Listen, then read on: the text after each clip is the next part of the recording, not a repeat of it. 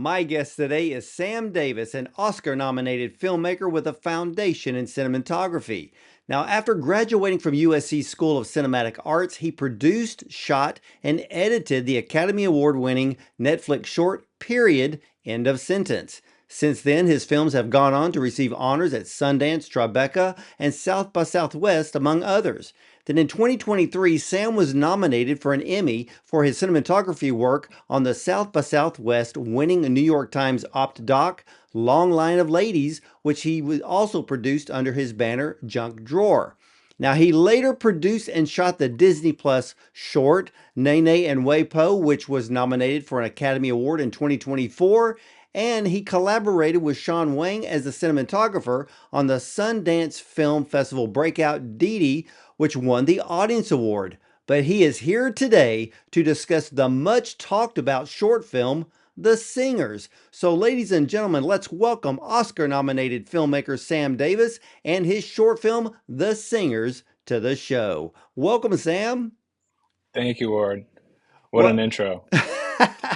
well, you are very, very welcome. And I would say you are an esteemed filmmaker at that. And wow, Thank you. what a short film you have given to us this year. And I understand that the short film is based on a story from the 1850s. Can you Yep. explain? Yeah, absolutely. The Singers is based on or inspired by, I should say, inspired by a short story that was written in 1850 by a Russian writer named Ivan Turgenev. I read the short story in a book called A Swimmin' Upon in the Rain by George Saunders. It's sort of a storytelling book. And I read this story and I loved it. I was inspired by it. I wasn't immediately thinking about making a movie adaptation of it, but I closed the book and I opened my phone. I was ready to go to sleep, and the first video I saw when I opened my phone was a viral video of a guy named Mike Young singing in the subway station in New York. He was busking, and he had the most powerful, soulful voice I think I've ever heard, and my wheels started turning about, what if I did, The Singers, this short story, which was, written in 1850, but sort of a modern adaptation of it, starring all of these unknown but incredible singing talents and other types of talents from around the world. And what if I found them, on social media, on TikTok and YouTube, and sort of filled a bar up with these personalities and treated it like a little bit of an experiment, and that's what we did.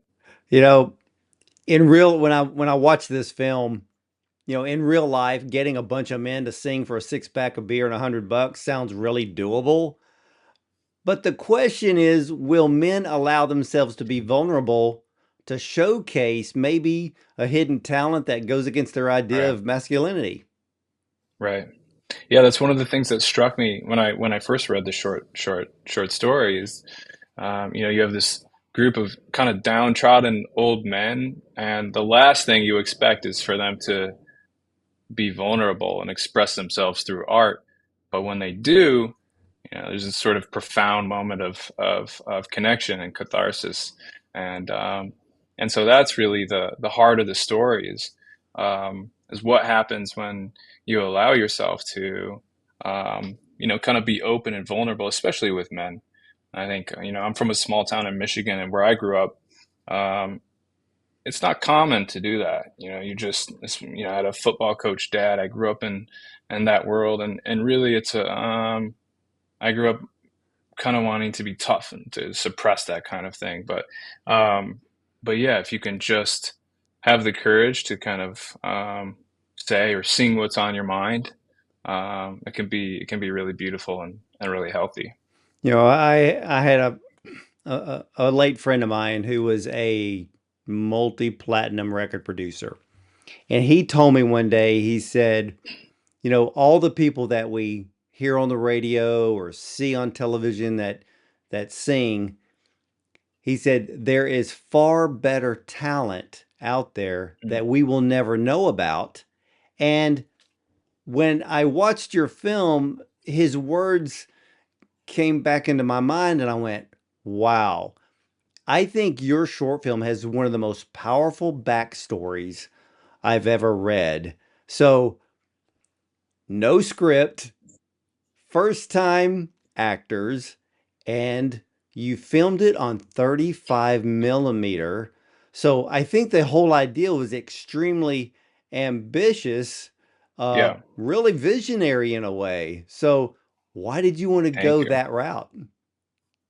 Yeah, when I told my producers my idea for the project, I couldn't believe they said anything other than uh, go to hell or something like that. But they were ready for the challenge and really stepped up, rose to the occasion. They saw the vision and yeah, I don't know. I think for me, especially today, in the age of algorithms and automation, I just if I'm gonna make anything I'm gonna make that's worth making is it has to be ambitious and it has to be innovative in some way. And so we kind of doubled down. We were like, let's make something the most unconventional way, the most human way, the most analog way.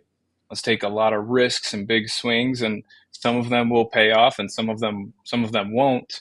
And certainly, I think all of us had moments along the way while we were making the film where we thought it was a disaster, but of course, you find a way, and it all comes together in the end. And the response to the film has been really special. But it was all about kind of highlighting these diamonds in the rough that we found out there on TikTok and YouTube, and guys who have such incredible talent that's on the level of the artists that we listen to on the radio or go see in concerts, but for whatever reason they haven't broken through, at least in a commercial sense, in their career. And so I wanted to kind of highlight them and give them a platform in the film, and also say something about how you never know who you're sitting next to at the bar, or standing next to in line at the grocery store. And chances are they have a story, and probably an interesting one, and maybe a talent, incredible voice, or something like that. And so yeah, the film is sort of a testament to that. You know, I watched this film for the first time, and and what I made sure that I didn't do is I wanted to make sure that I didn't read the press kit first, because I wanted to see the film just like an audience Right. member will view it. And then I watched it probably three times before I decided to read the press kit. And then when I read it, I was like, this has got to be the most incredible backstory of any short film I've literally have ever seen. So let's Yes. talk about the casting, because this is the magic. Because Right. I was impressed that you had just alluded to it, that you wanted to shine a light on those with amazing talent that Hmm. might otherwise go unnoticed. And and that was a very important element in this film. And plus, all of the men in the film, when we think of talent today, if we listen to the radio, most of the people on the radio are less they're under the age of 30. But Hmm. most of the people in the film are over the age of 30, correct? Yeah. And some of Yeah. I don't them know if may have there's had, anyone under 30 in the film. yeah, and some of them may have had what, viral videos online, but Right. haven't really made that huge jump to become famous. Yeah. Yeah. Casting was everything for this project, and we probably spent a year and a half, 2 years off and on. When you reach out to someone on TikTok and you say, "Hey, I'm a filmmaker. I'm an Oscar-nominated filmmaker from LA," they of course think they're getting scammed. And so it can be difficult to convince people to take a leap, um, even if they do believe you are who you say you are. It's a crazy thing to say, "Hey, come fly out here from small town Arkansas and put yourself on camera. We just want you to be yourself. You don't have to memorize any lines." And that was so cool during this process, because there wasn't a script. The dialogue, really, when you watch the film, is stuff I could have never written.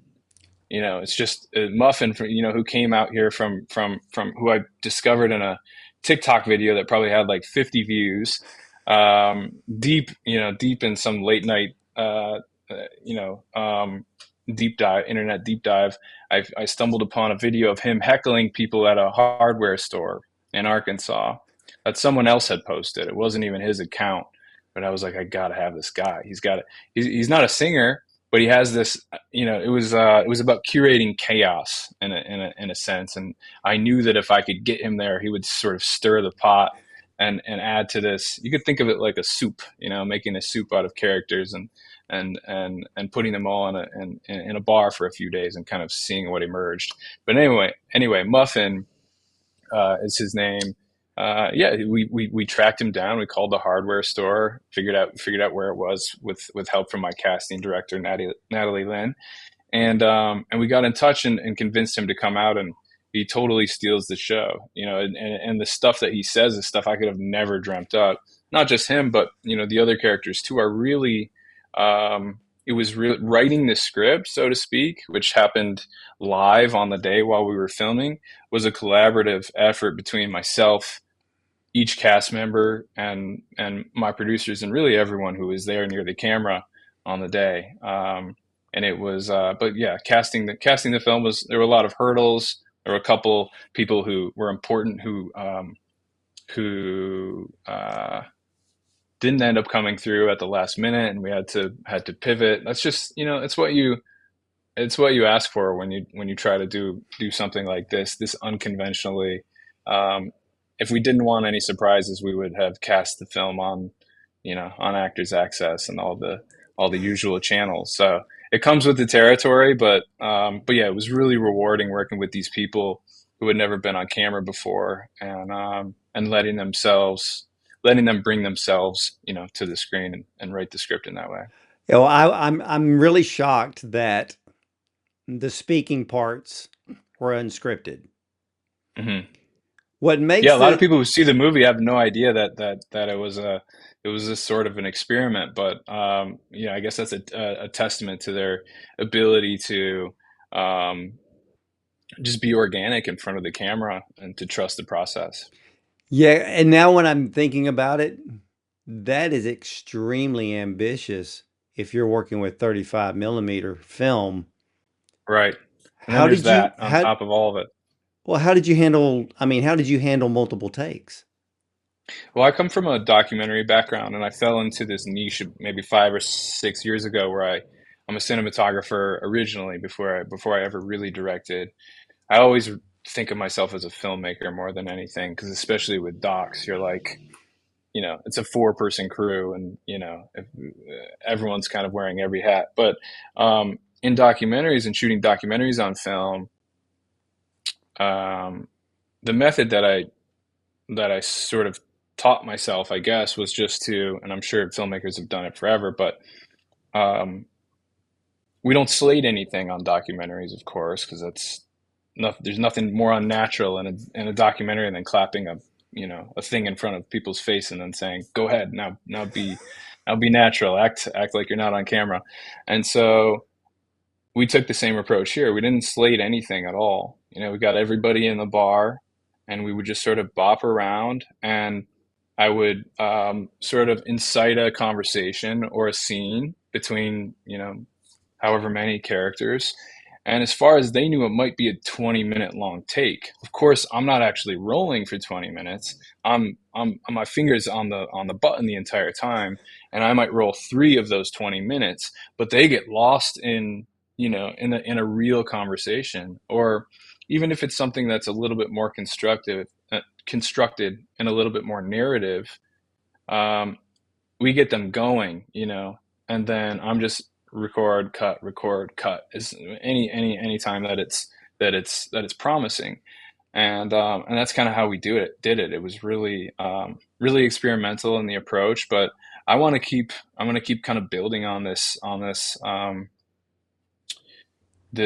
language that I think we've tapped into with the singers. I think it's a really original sensibility, and a unique sort of synthesizing of my documentary background with a really pretty polished narrative aesthetic, and it worked. It was clumsy, of course, but we came away with something I think everybody's really proud of. Well, yeah, and you did this all with one camera?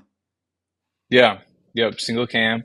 So when we got something we liked, we would build on it, and so we would say, okay, let's go back to that idea of, whatever it was, you two being having both served during different wars, in the U.S. Army. Let's discuss that again. And now we're on a different character. Um, so yeah, I always remember the we had a safety meeting, as you always do at the beginning of a shoot, and our first AD, Dustin, kind of was like, "This shoot is interesting. And the schedule on this one is interesting in that there isn't one." And everyone sort of like, I could see everyone kind of looking at each other like, "What do we get ourselves into?"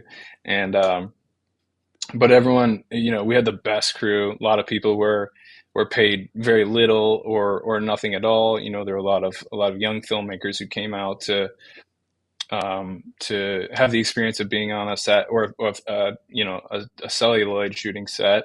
And a lot of people gave a lot to this project, and there was so much risk. And so I don't know. I still feel a little bit in shock that the movie exists outside of my own head because of how many, sort of unknowns there were going into it. So where's the bar? The bar is actually in LA. It's in La Habra, so a little outside of LA, and it's a moose lodge. And they were so wonderful and so accommodating. And I dream of taking the movie back to the bar and hosting a little screening there for everyone. I think that would be really fun. So we're going to set that up at some point. We also won an award at the Indie Shorts International Film Festival, and their trophy is a gnome, and he would fit in so beautifully in that bar. So I'm thinking of taking him to live his days out on the back of the bar there, so they can tell the story of that time of film shot there. Oh, that is incredible. Create the Yeah, mystery and the legacy all at the same exactly. time. Did Yes. did each of the musicians choose the song that they wanted to sing? That's a good question. Yeah, it was even that, everything was so spontaneous. So they got in the day before we started filming, and we met up at the bar because I really just like I felt like I couldn't commit to a song without hearing it, not just from them, but in the space. Like I just really I felt like I needed all those ingredients to come together before we could commit.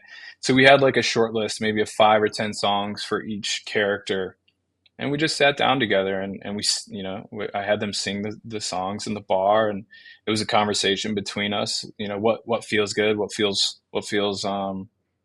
right mood, and then how does it fit together with the other songs, that we're selecting. And then Judah, who is the Australian guy who sings in the bathroom, that was not planned at all. I had no concept of shooting anything in the bathroom really, but it was the second day, and I had a moment of panic where I thought there are too many songs here. There are too many singers. We've wound up with too many singers. It's only meant to be a 15 to 20 minute long film, and it's going to get stale. You're going to get tired of, the visuals are going to become repetitive inside the bar. And I went to my producer, David, and I was like, David, what if Judah is in the film, but he doesn't sing? And David was like, are you kidding me? We flew him here from Australia. He's like barely being paid. He needs to be in the film. He needs to sing. So I was like, yeah, you're right. And I was stressed, so I kind of took a walk, and I went and I peed. And as I was peeing, I looked up in the bathroom, which I had never even thought about filming in, and it was this like soft rosy pink tile, old school bathroom, very different from the woodsy lodge feel of the bar, which was really masculine feeling. And I was like, wait a minute. And I went and got Judah, and I was like, Judah, what do you think about singing while you pee? And he thought I was joking. He was like, "Oh, fuck off." And I was like, "No, no, no, no. It's. I think it could be really cool and ring true because Judah was in reality he was really shy. He was really nervous about singing in front of everyone, even on sets. It was very true to his personality. And we walked in there, and he sang, and his voice just reverberated through the bathroom in the most angelic way. and he was, there was a little smile that crept across his face in that moment, and so we decided to do that. 20 minutes later, we were moving the camera and the dolly into the bathroom, and that was kind of how it went. It was just this really spontaneous, um, adaptive kind of workflow, and there were some magical moments that came from that. When I watched Judah Kelly's part, Hmm. it was so interesting because, like you said, he didn't sing in front of everyone else. He sang in the restroom. And Hmm. and so I paused it for a moment to look at it and to think about just that one scene, which I'm thankful that you did it because you're right. You have to break it up so not everybody is singing in the bar. But then I got to Yeah. thinking, there are many who are very talented, but because of being shy, maybe Right. being insecure, or other reasons, will never know of them. But that scene with Judah is a lesson for many out there. Take a chance, be vulnerable, take that step of faith. And so I love the way that you portrayed his character because in a way, it kind of ties the whole film together. You have the one, there's always the one that's a little bit on the outside, and you chose Judah to be that one, and I loved it. Yeah. Yeah. That's so well said. Or That's so true. I think if it were me, if I could sing, I can't sing, so I would never sing in front of people. But if I could, I might at least pop into the bathroom and kind of try to work up the courage, or warm up my voice or something like that. And so I think that that's kind of his character's thought process. And also, I like the idea of breaking your heart a little bit as an audience when you can hear him, you hear how good he is, and he probably would have won, and then to see him leave. Sometimes the film is a crowd pleaser, but sometimes you also gotta break hearts a little bit, and yeah, Yeah, you I like how did. that element came together. Yeah, you did. And I'm glad you did that because it causes the audience to go, he would have won, Hmm. but we're never going to Damn it! know. So it, Right. yeah, so it makes it for a memorable moment. And I think with short films, you always want to leave people remembering the film after they leave the theater. But Of then course. there's that special moment with Mike Young. He plays the bartender, but after he sings, everyone gives him a group hug. And it was his choice of song, which I thought showcased something personal to his character. Hmm. Hmm. Because when I watched him sing it, I was like, he didn't just choose that to sing in the film. That song's personal to him, correct? Hmm. Yeah, yeah, absolutely. Yeah, that's based on a true personal experience of his. I mean, that song is the one that really went viral and put him on the map and led him to going on America's, either The Voice or America's Got Talent. Um, but he did lose his wife recently, and so there was a real thing that we were pulling from there, and sort of rooting the meaning of that performance in her absence. Um, but yeah, Mike is, I always knew Mike was going to be sort of the final emotional beat. Obviously, you have kind of another wink after that with the opera singer, but really the film, in my mind, ends with that unexpected emotional moment where all of a sudden people are overcome with emotion to the point the bar becomes completely silent, due to the power of his performance and everything he's saying in that song. Not just through the lyrics, but I think you can interpret so much more, especially when you see the portrait of his wife, who we can assume has died. And so yeah, I wanted that moment to be really personal for Mike, and the film. I decided to have the train go by during that moment, because in the original video I saw that night, which I alluded to at the beginning of the interview, um, while he's singing Unchained Melody, the subway train comes rumbling by, and his voice is competing with that train. And I kind of wanted to just call back. It's a really subtle thing, but I think it's meaningful for him, and it's a cool callback to how all these diamonds in the rough sort of wound up in this bar in this film. Hopefully on an even bigger and bigger stage where their talents can be recognized, coming all the way from the subway station in New York. Well, and I noticed the train, and in a way, when I heard the train as he was singing, and because of all of the men in the bar, Hmm. to me it solidified these guys are working class, you Mm-hmm. know, and Yeah. there's experience there. So, and when I heard the train, that's the feeling that I got, and I even think that I saw a tear in Mike's eye. Yeah, you did. He's so incredible. I mean, to sing like that, but then to also emote and perform, having never done it before, is like an insane thing to ask of someone on camera.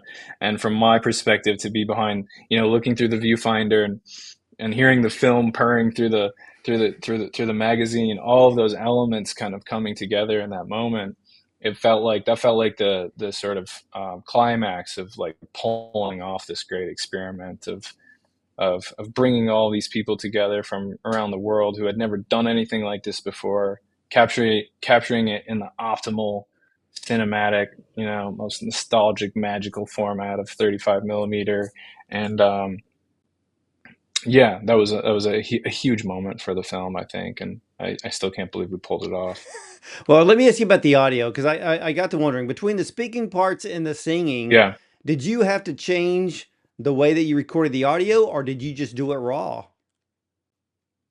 Yeah, all the songs are recorded live. So, and dialogue, everything is live. What we would do is essentially we rolled sound because we had 10 or so characters laved at all times, and so they were wearing microphones, and a lot of that dialogue, even in between takes, ended up in the movie just as either background texture or yeah, mostly as sort of ambient stuff. But the music was recorded in an interesting way where we took sort of a two-pronged approach where we recorded it like you would any scene on set on a narrative film, but we also had a music engineer named Island Styles come in for those scenes, and he would like mic up the piano and as best as he could the area where someone was singing with a almost like a studio microphone.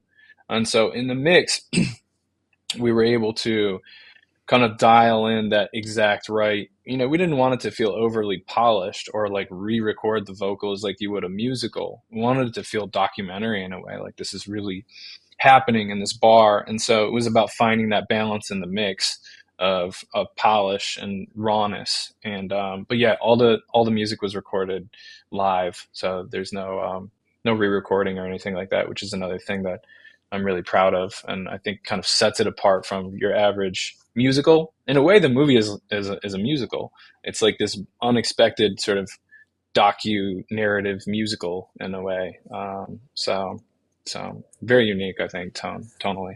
Well, let me ask you about the 35 millimeter because I just recently interviewed someone that shot in Super 8 and Super 16, and Hmm. they had to wait for the film to come back from the lab to kind of give them the idea of what they actually shot. Uh, Right.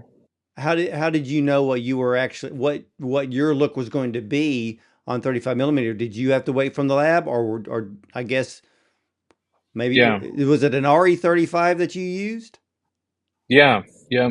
It was on AirCam 230, AirCam LT that we used, which is like the smaller 35 millimeter camera, and yeah, we had to wait like everyone and sort of stay awake at night hoping everything turned out okay. I remember a couple nights after we wrapped, I think it took at least a week to get the footage back, and I couldn't sleep that entire week because I kept replaying that tear coming from Mike's eye after he finished singing his song and thinking, "Oh my goodness." I really hope that was I really hope that was exposed correctly. I really hope it was in focus. These questions sort of haunt you.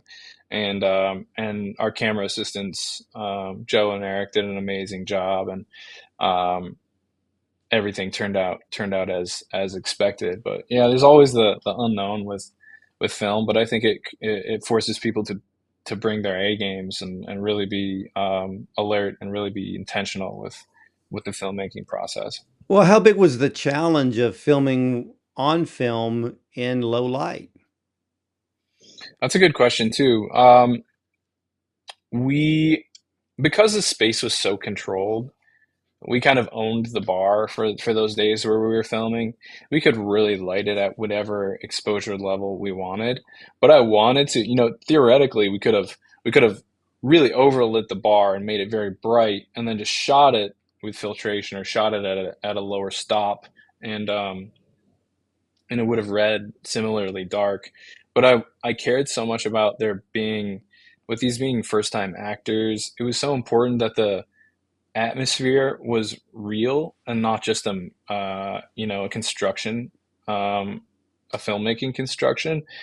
And so we decided to light it, and even though we could have made it much brighter easily, we decided to work in low light, and I think that was so important. I'll never forget.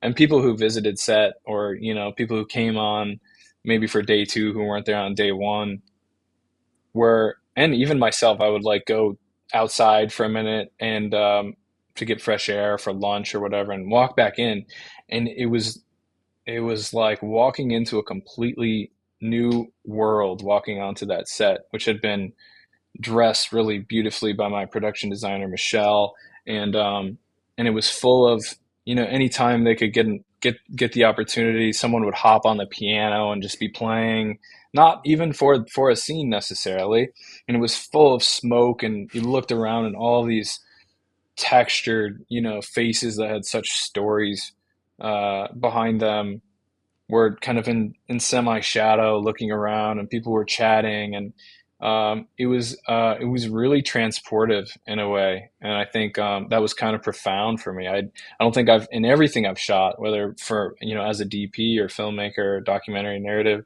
it was sort of the most tactile and specific world that I've ever, sort of created as a filmmaker, and I want to go back there. And so, in one way or another, whether it's to do a bigger project, or or just to go hang out and kind of bring those people back into the bar. It was just such an incredible energy. I mean, The Singers was an official selection at South by Southwest, Indie Shorts, Tribeca, now Holly Shorts, and your film is literally clicking off all of the boxes. Are you Oscar qualified now? We are, yeah. We really really happy to say that we won the grand prize at Indie Shorts International Film Festival a couple of weeks ago, as well as the audience awards. So it was a really amazing experience for us there, and so the film qualified, and yeah, we're just excited for these upcoming screenings in LA, especially at Holly Shorts, and we have a lot of people coming out to see the movie for the first time. A lot of our crew and cast haven't been able to go to, Austin or New York or um, any of these other locations to see the movie, so it'll be really exciting for a lot of our team to get to see it on the big screen for the first time. You know, I keep up with all of the trades, Yep. and this is really early, and it gets earlier every year with these short films. Mm. And there is a lot of buzz about The Singers. Does that make you nervous? No, not at all. It makes me happy for myself, obviously, but for the whole team and all these people that took such huge risks, who bet on this unconventional process, and the guy who was in the hardware store who took a leap and flew to LA to be in something, and yeah, that's what it's all about for me. Is just, I hope the film can continue to go places and continue to get seen by as many eyeballs as possible, and because there's so much talent that came together to make this, and I want that all to get recognized as much as possible. I think because I pay so much attention to the best live action shorts when it comes to the Oscars as well as the BAFTAs, Yeah, this film is a really strong runner. Um, thank you, Ward. and the thing that makes it so strong is that you actually won a film festival. which Mm, which one ups those that go through the screening process. right. And but I'm hearing so much buzz about the singers because, well, I'll just keep it to myself because there are things that I see in films that make it to the nominations, Mm. and this one has what it takes to get there. So for you, what would you like the audiences to take away when they see the singers? I think the big thing is, of course, it's a story of diamonds in the rough, and like we talked about earlier, the idea that you never know who you're sitting next to at the bar, and um, but also, the movie begins with a fight and ends with a hug, and that's really it. If you zoom out and think about what we're trying to say here, it's really that to be open to sharing, whether it's a talent or an emotion that you're feeling, and the idea that art and song, music, whatever it is, filmmaking can be such a powerful tool to express that emotion and a means of connecting with other people, and that can only make the world better. Amen to that. And ladies and gentlemen, The Singers is a short film adaptation of a 19th century short story in which a lowly pub full of downtrodden patrons connect unexpectedly through an impromptu sing-off. But with a cast comprised of viral video singing talents and other one-of-a-kind personalities from the unlikeliest corners of the internet, the film is an experimental docu-musical hybrid crafted like an improvisational play. Now, Sam Davis is a visionary filmmaker bringing a story to life with no script, first time actors, and placing it on 35 millimeter film. Everything about this short film is beautiful. The story, the setting, the characters, the songs, and yes, the cinematography. Everyone is talking about this film. The expectations are high when a film keeps getting selected at every top film festival. And yes, it's early, but there's already an Oscar buzz about The Singers. Does it have the magic formula? Yes, but I'm not going to tell you what that formula is. But I see it in The Singers. Now, for all of you out there who desire to sing, act, dance, maybe play a musical instrument, maybe become a filmmaker, the world is waiting on you. Step out of your comfort zone and bless the world with what you have. And we'll be happy to applaud you, and we'll be happy to set your talent, to see you set your talent free because you got the whole world literally in your hands. Sam, I want to thank you so much for sharing one of the most incredible short films I've seen this year, and much success to you and your team and your run up to the Oscars. Thank you so much, Ward. This was really fun, and appreciate all the kind words about the film. You're very, very welcome. And ladies and gentlemen, if you're going to Holly Shorts, be sure to sit in the theater when The Singers comes on the big silver screen. Believe me, you will always remember this film. And ladies and gentlemen, you can catch all of the Bond on Cinema interviews at bondoncinema.com. Check out our Prime Show, our YouTube channel, and yes, you can listen to us on your way to work on Spotify, iTunes, Audible, and more. And you're either going to see me at the movies or from the red carpet.